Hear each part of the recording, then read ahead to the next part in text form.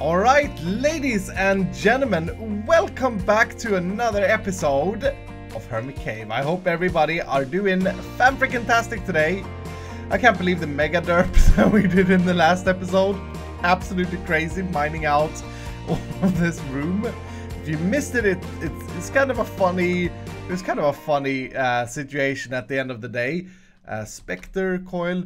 Today we are grabbing the factory plan. We're doing some automations today, and it's going to be an exciting time. I got some fun ideas as well that I want to show you guys. So we are automating, or trying to automate, every single generator from extra utilities in order to make the rainbow generator. Now the factory is going to hold the automation process of this, but it's actually not going to hold the generators themselves. We have to make a separate room for that, and the reason is the explosive one will cause explosions, the nether star will wither everything around it, I think the death generator will give you poison, stuff like that. So we just want to make the ingredients for them in the factory, and then we'll find some safer place to put up the actual rainbow generator. So what I'm gonna do to start this off, temporarily, I know you love that word, temporarily I've created a little bit of a 9x9 down here, and we're gonna set up a separate storage system solely for the all the things we produce. So what I would like to do is have a way of storing just the items that we need for this separately from my other storage system, because then I will be able to monitor it, we'll be able to set the levels correctly for what we need, etc, etc, etc. So I flicked through these to see what we need to generate, and the boring thing, dudes, is that a lot of the things we need to generate are actually pretty boring stuff. Like the death generator takes mob loot, mob heads, rotten flesh, bones, or bone blocks. These are things that we could produce through mystical agriculture. We may want to do it that way, or through a phytogenic insulator if we get the skeleton seeds. For example, yeah, maybe we'll do it that way for that one specifically, but a lot of these seem to require just a mob farm.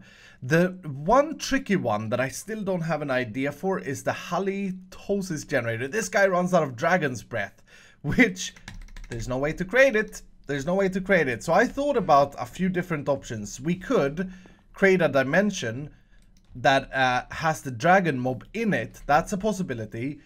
And then we could possibly set up a crusher to kill the dragons. One of these guys. They work on the dragons, I think. But then we still need a system to make sure they spit out the death breath, dragon breath. And I did some testing. It seems to be something they do only if a player is nearby, which means that I can't really automate it. Luckily though, they have EMC value, so I think this may be one of the few things that I want to set up a copy machine to produce. So I want to use our EMC fuel, this stuff, in order to make a stock of the dragon's breath. I think that's the best way to go with it. There are some other tricky ones, like the disenchantment one, for example. This requires books, enchanted books. Now luckily we can actually craft these enchanted book. I saw a way. I don't think you can automate the enchanted because it requires XP, but we could use the arcane ensorcelator.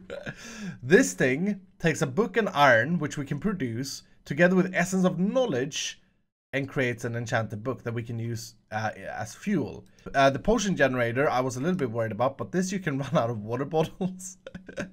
That feels a little bit silly, but yeah, I'm gonna do it this way. So we want to set up a fluid transposer, fill bottles with water, and yeah, that's very easy peasy. So I've crafted up some stuff here, and I'm not really sure how deep I want to go in creation of items. Like, if we want to create glass bottles, do we need to create sand and burn it, or do we need to create glass, like, or do we take glass from our other system? I think a few things, a few raw materials we should take from our main storage, because otherwise it's kind of weird.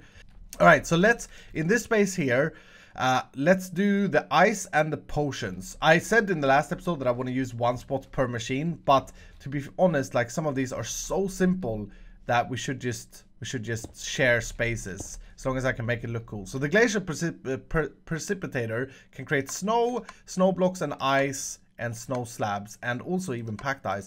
These things are all things that run the the frosted generator. Now, the one important thing to note when we do this is that different items, maybe not in this case, nope, but in some machines, different items will yield different RF per tick. Like for example, the potion generator, a mundane potion gives 20 RF per tick instead of 10, and I bet you the higher potion, yeah, 80 RF per tick. But for us doing the rainbow generator, we are not interested at all in that aspect, because we are not actually using the machines themselves to generate power. We're using the rainbow generator, so we're just gonna go with the easiest one on every single thing. Now all I gotta do with this thing is power it and provide it with water. To create water bottles, we can use something called a fluid tank from Ender.io. This is actually easier than the fluid transposer.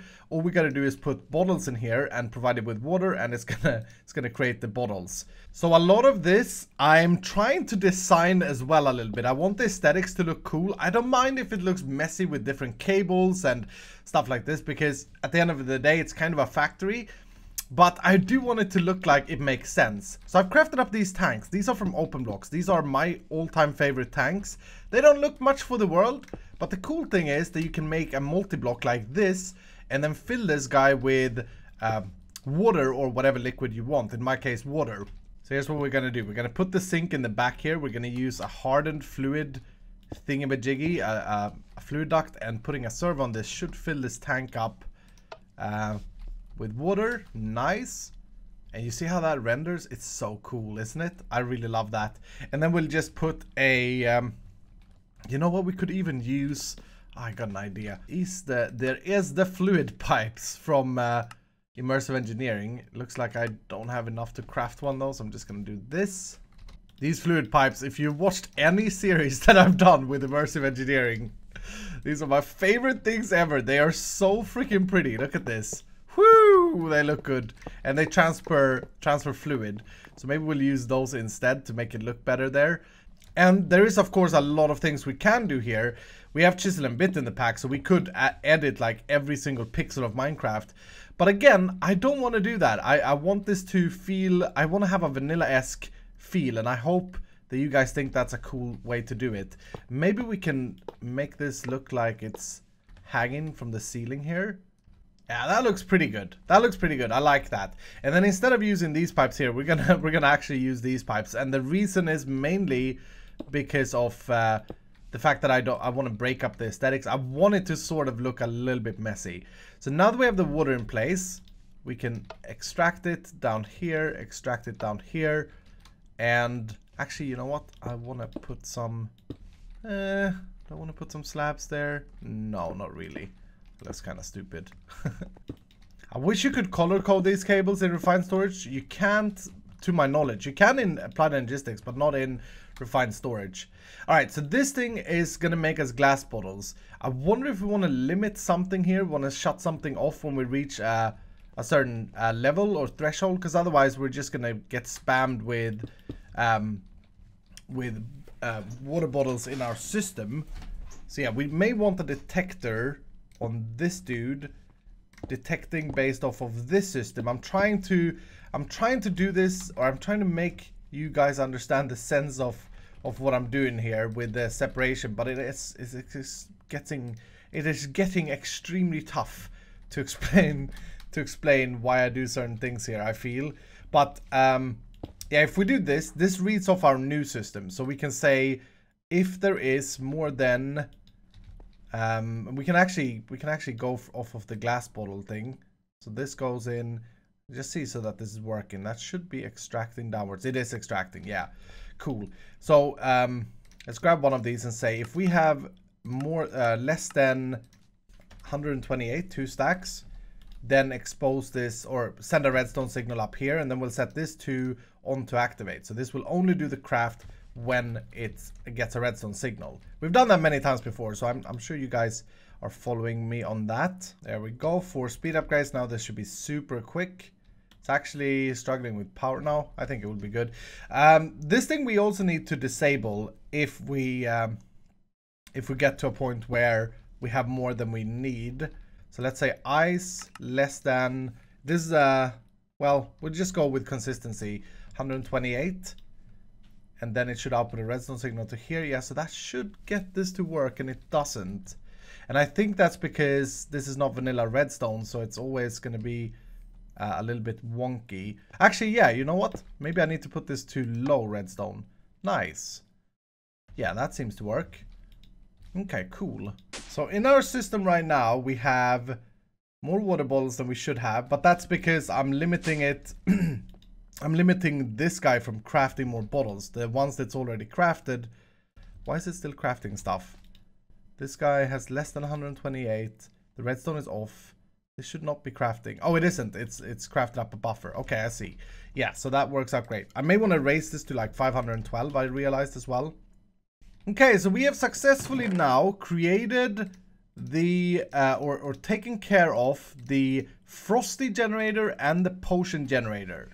Sweet. I'm very happy of this start. Here's a tricky one. The culinary generator requires food to run. And food, of course, is kind of a raw production thing. I could just use apples to run it.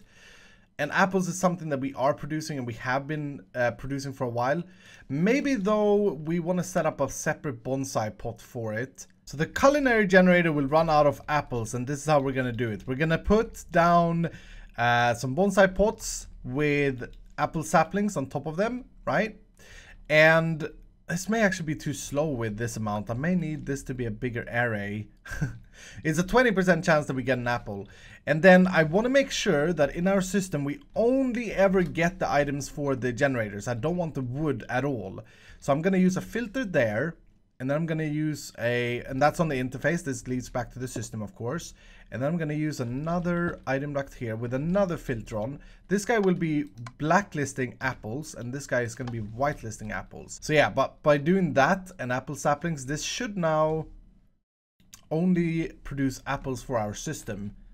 But yeah, as I'm looking at this again, it is kind of slow. I could just make this a big machine. This is a bad way of doing bonsai pots, but I could just put interface underneath like we did in our ghost farm. That would be the most efficient way. But then I can't filter stuff from the bonsai pots. I'd have to do an export from the system, and the system will show other items. And I don't really want that. So that's why I'm doing it this way. Before you go like, oh my goodness, Iskal, what are you doing, dude? I don't even know if we need servos on this, to be honest. They should be pushing things automatically. But yeah, that's cool. I saw the apples go down left there. You see the wood go to the other thing. And then this thing I want to cover up. And I've actually crafted up acacia covers.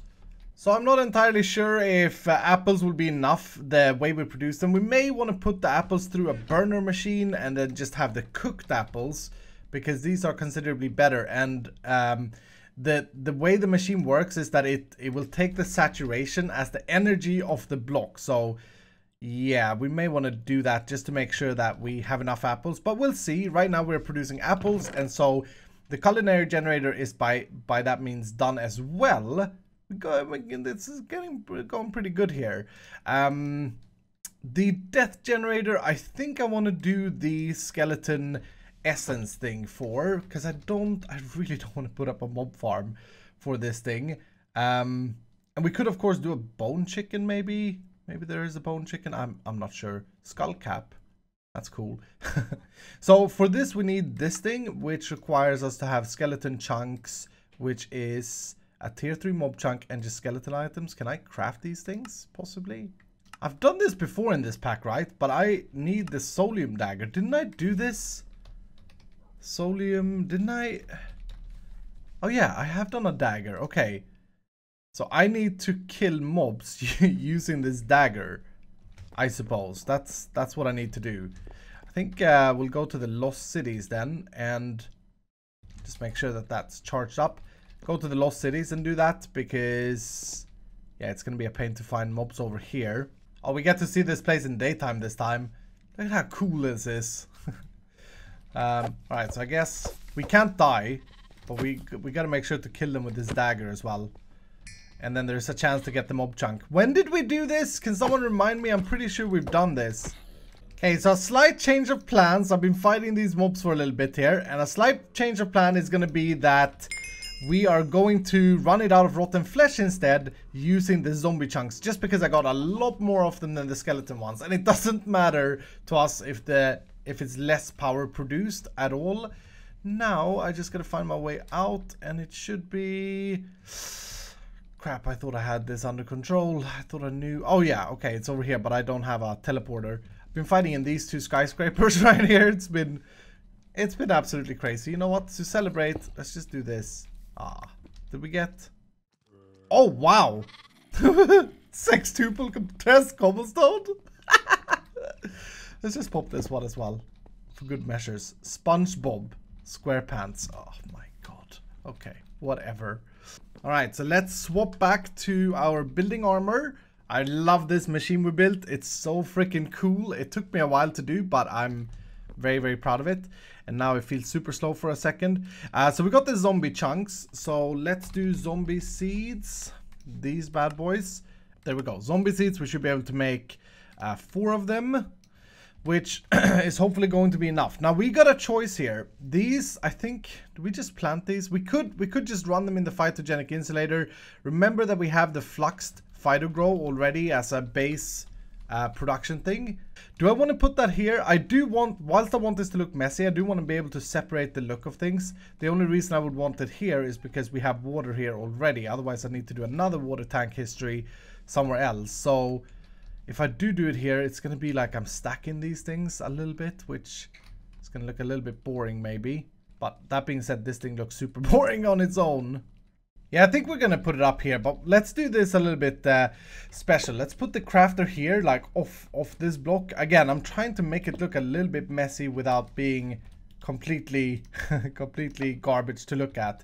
This thing will require something from our main system, and luckily I have that cable here. By the way, I redid the redstone for this, so now I have a detector down here sending a redstone signal up to here, because it didn't work with however I had it from the beginning there. So just showing you guys that. And then yeah, we have the cable from the main system right here, luckily. So if we do that, we can generate the flux stuff into here, and the zombie seeds goes in. I would actually, in this scenario, I would like to have the augment that cycles them. This thing, it changes the picture. That's why I couldn't see it. That's really annoying. I mean, it's cool, but a little bit annoying as well. Okay, so now when we have that, let's grab some of this. We need to specify the export of it. And we're going to feed this into a crafter, because we need to turn these zombie things into actual rotten flesh. So output on the bottom. Hopefully that's the only thing that outputs here. And then we'll put this guy in there. So again, that means that these zombie seeds will never get consumed. So we don't need to export them or anything. And then we just export that. We'll put the back of this to be input. And that should be good. We just need the water from it as well. Oh, this is actually going to look a little bit silly, but I think we're okay. Yeah, so now that runs. Very nice. Very slow though. Scaringly slow. I do need power on it as well. So let's put that here. Yeah, that's scaringly slow. Of course, we could put a watch here, but I think the water is going to be an issue. But you saw the zombie seeds didn't go anywhere, and the essences goes in here. Nice. So let's create a recipe. Boop, boop, boop, boop, boop. Crap. How do I do this? Ah, you know what? That's actually, we get 12 rotten flesh for 3, so this may be quick enough after all. And here's where we will control the, again, like how we did before. We're going to control the amounts. There. Oh, you know what? Now we get into trouble here. That happened because we connected 2 systems together. So this is our main system, and this is, or that thing there. These 2 can't connect. Then everything gets messed up.